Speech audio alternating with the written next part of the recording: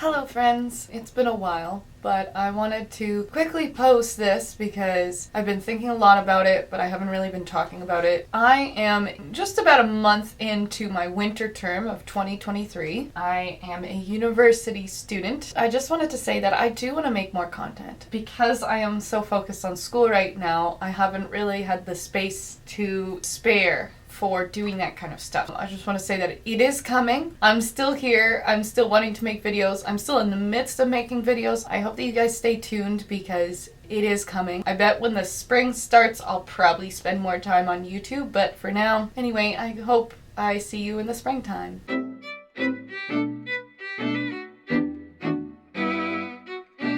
Hello everyone, it's been a while. Welcome to Sarah's Spare Corner.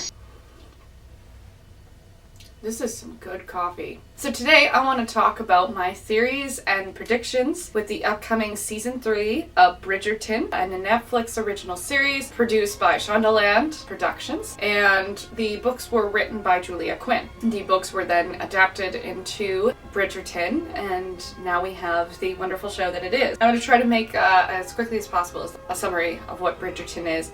Essentially, it is a romance series that exists during the Regency era period. It's about a family known as the Bridgertons. Each book is focused on each Bridgerton finding love, and each season will be hopefully focused on each Bridgerton finding love as well. We have upcoming the season 3 of Bridgerton, and the season 3 has been delayed due to the fact that Shonda Rhimes, who is the owner of Shondaland Productions, she said that she felt like the storyline was going in a dark direction, so they had to do some reshooting due to the changes that they made. So season 3 focuses on the third Bridgerton, known as Cullen, but in the book series, Cullen's book is actually number 4, and instead number 3 is actually focused on the second brother, Benedict. The fourth book is focused on Cullen and his later wife, Penelope Featherton. Just a quick recap.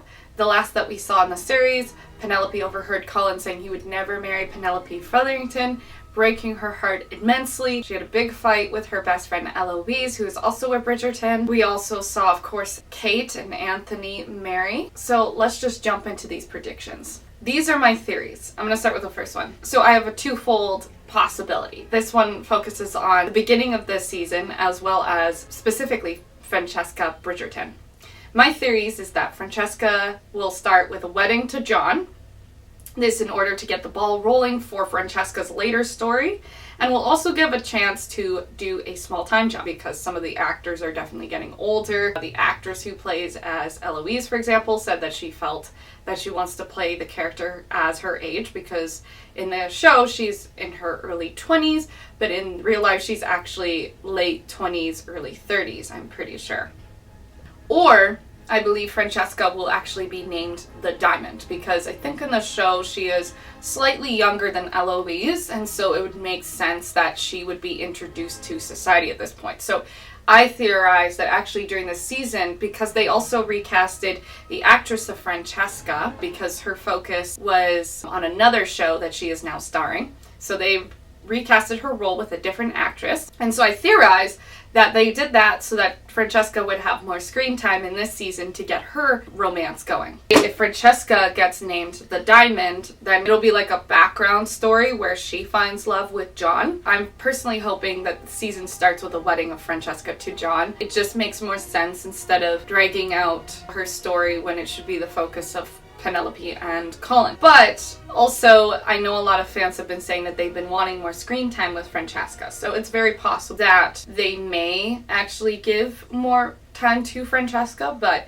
I theorize that it'll just start with a wedding. And I feel like that would be a really nice way to start the season because I do feel like 2 chances, a time jump, and Francesca getting married. My second theory is that the season starts with Sophie getting introduced through a masquerade ball. So possibly, maybe Francesca could be engaged or announce her engagement at this masquerade ball to do 2 stories going on at once. I don't think they will expand much if they do this, so that way they just introduce Sophie, because they've done this quite a bit with some of their other seasons where they've already introduced the partners beforehand, like Penelope being involved in a way.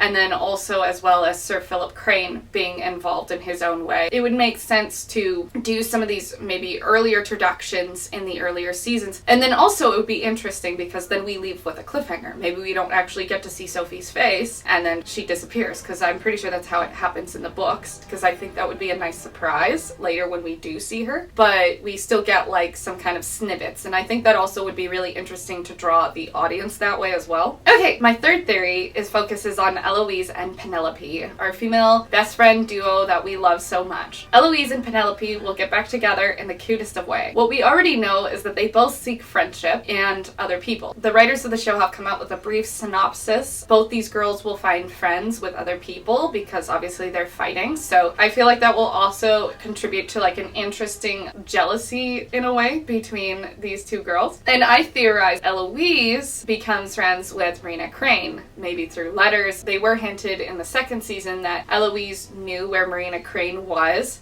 so it's possible that maybe they sometimes correspond with one another. I also wrote this, but so much people will also theorize it might be the new character they have added in, which is actress Hannah New, who will be playing as the character Lady Tilly Arnold. Regardless, I theorize that someone will demand Eloise to give up Pen's secret, but she will refuse, reminding of herself of her friendship with Pen and reconcile. So I was recently reading the book Romancing Mr. Bridgerton, the section where Eloise runs away to spend time with Philip Crane. I guess Colin announced for Penelope that announced that she was Lady Whistledown. And then they had like an awkward situation. They weren't angry with one another, but they were awkward, and they were like, so I've got a secret I didn't tell you. So I was thinking that because they already had this fight in season 2, that gives a chance to Penelope to also like take the guilt off of her back in the relationship, but it would give a chance for both of these women to like empathize with one another and understand like where the other one came from. My number 4 is Eloise becomes friends or talks with Sir Philip Crane. As we know, her story arc overlaps with Pen, so I theorize that season 4 is actually Eloise's season.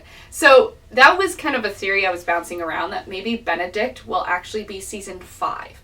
And the reason why I think this is just because of how much overlap there is between Penelope and Colin, Eloise and Lord Crane, as well as Francesca and Michael. And they kind of like all swarm together, which is why I also theorize that Francesca will be getting married in this season, just because there is a lot of overlap between those three. And Benedict, his own story can run on its own, but it also draws out the time period. Like, it's years before he even sees Sophie again. That would make sense to like kind of connect season 3 and 4 together like that, just because also Eloise and Pen are such good friends. I think it would be kind of cute. This kind of, I'm going to give some background story. So obviously the actress of Daphne had recently come out and said that she's not returning for season 3, which a lot of fans were upset about. So I think because in the books it mentions how Daphne has a really nice conversation with Colin that makes him rethink about the way he views love, and it makes him realize that he really does love Penelope. So my theory for number 5 is the talk that Daphne gives Colin in the books actually happens with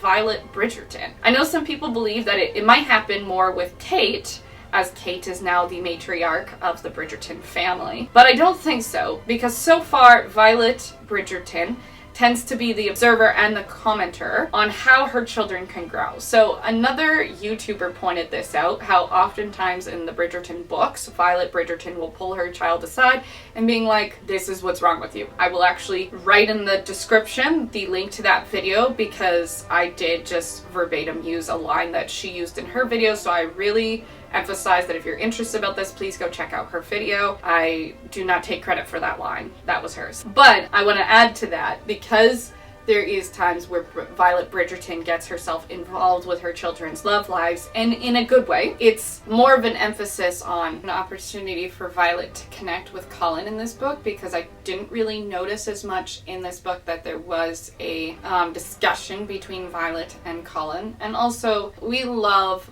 Violet Bridgerton. So I think it would be just a nice moment for Colin to like connect with his mother on that level as well, because, you know, we do also see like he feels like as the third brother of the Bridgerton line that he's not as important as his other brothers.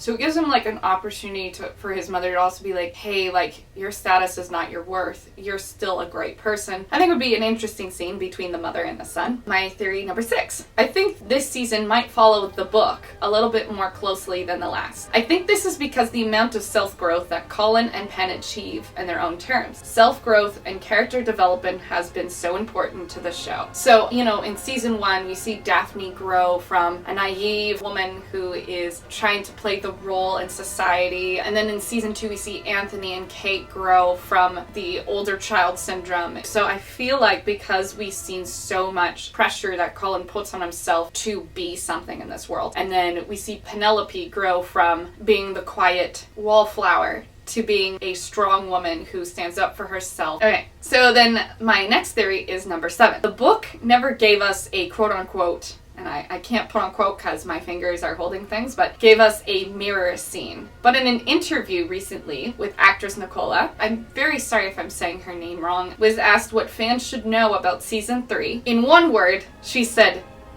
mirror. And I just wrote, shut up. Because, if you know, you know. Number 8. Lady Danbury will take Penn under her wing. I don't know how, but somehow it will happen. In the books, Lady Danbury was pivotal in helping Penn develop a tongue for herself. It reminded me of season 1, when Lady Danbury said she was young and she was scared of her own reflection in the mirror, but she made herself terrifying. So this was kind of like a conversation she had with Simon in the first season, because in this moment she had just discovered that this long-lost son of the Duke of Hastings had been hiding away. Simon, this young boy, has a speech impediment. She says to him, you can do this, but you need to be worthy of what you say. And I think in a way that's going to kind of mimic what happens with Penelope in this season and Lady Danbury, because Lady Danbury in the books does tell Penelope to share her thoughts and encourages her to share her thoughts. So we've already seen throughout season 1 and season 2 that Violet Bridgerton and Lady Danbury, both of them oftentimes team up or they have like this interesting kind of friendship. I feel like Lady Danbury, because we already see her approval in the books of Penelope's crush on Colin. And, you know, my theory also with Violet Bridgerton being the one who has that conversation with Colin. Actually, it would also be interesting to see that play out, because then you could see, this kind of goes back to my theory about Colin and his mother. You could see Colin's mother encouraging him in his development of growth, and then we could see Lady Danbury to encourage Penelope and her self-growth. Alright, so my theory number 9. Okay, so this kind of goes to the end of the 3rd season, my theory for the end of the show. At the end of the season, when Lady Whistledown's secret is revealed, I think if the crowd starts clapping like in the books, Lady Danbury starts like this slow clap and then everyone kind of joins in. So I think it'll actually be the Queen to first proclaim she is proud of the secret, and not Lady Danbury. And the reason why I think this, the Queen has like hated Lady Whistledown from the first season, partly because Lady Whistledown like constantly berates the position of the crown. So it would be interesting to see Queen Charlotte actually look at this situation and be like, this woman deserves all the recognition that she has. Those are my theories. I definitely want to hear your thoughts. Please write in the comments below. If you have any thoughts about what I should be posting next, please write in the comments. I am reading the comments. It's just, as I said earlier in the snippet before, I'm just very focused right now on school. I've got like 3 assignments this week, so I really won't be posting for the next couple of weeks, just because after doing that, I will need to rest. But I thought I would post this as soon as possible because I really want to just share my thoughts on this idea. Please make sure to subscribe and hit a like, and I'll see you next time. Bye now.